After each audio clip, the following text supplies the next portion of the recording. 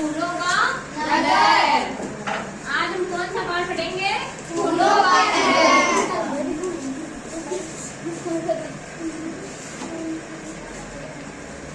अध्याय 3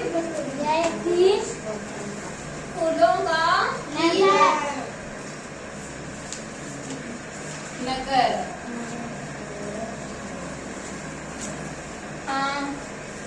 गुरु वशिष्ठ के पास बहुत से राजकुमार दूर दूर से शिक्षा प्राप्त करने के लिए आते थे और गुरुकुल में रहा करते थे।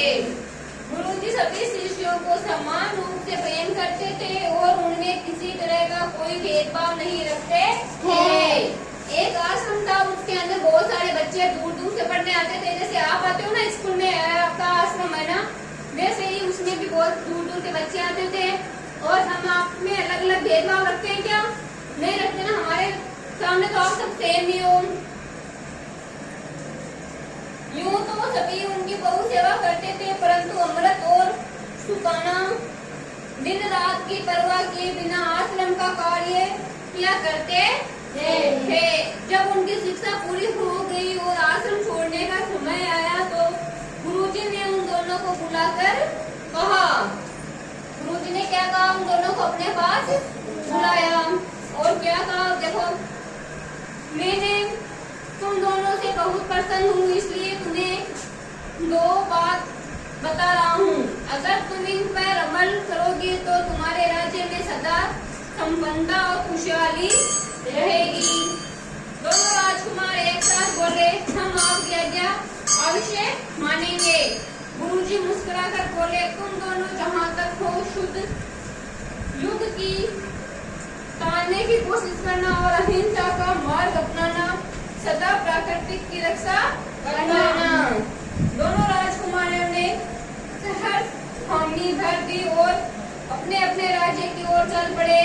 सुल्तानों ने कुछ दिनों तक गुरुजी की आज्ञा का पालन किया, परंतु राजा बनते ही उसने शिकार पर जाना शुरू कर दिया। चलो अब आगे आप पढ़ो, जितना मैंने पढ़ा ना उतना आप पढ़ो।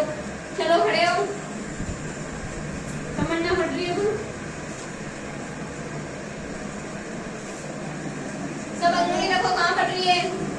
हरे भरे वृक्षों को कटवाकर उसने कई नगर बसाए। धीरे धीरे उसके राज्य में गिने चुने पेड़ ही बाकी रह गए। इसकी वजह से पर्यावरण असंतुलित हो गया और बारिश ना के बराबर होने लगी तथा सूखा पड़ने लगा। बैठो। हाँ चलो दिव्या। यही दूसरी और अटूट अमृत को अपना वचन याद था। उसने राजा बनते ही शिकार पर पूर्ण प्रतिबंध लगा दिया और जगह जगह पेड़ लगवाने शुरू कर दिए। वह जब भी कोई खाली जमीन पड़ी देखता तो यहाँ पर फूलों के बीच बिखरुआ देता और कुछ ही दिनों बाद वहाँ रंग बिरंगे सुंदर फूल खिल जाते।